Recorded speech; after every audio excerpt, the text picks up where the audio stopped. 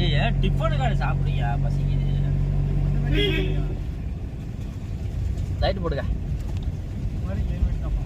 ஏய் ஏதோ பார்க் போட்டுருக்கு பாரு ராஜானே.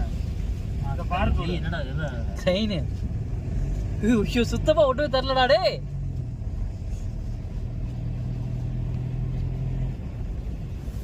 வாவ். கதவு சாத்தியா? இங்க போறா. இது ரொம்ப சாப்பிடுறாங்க. ஏய் முட்டை இங்கே இருக்கு. முட்டை இங்கே கேள்விப்பட்டேன். முட்டை.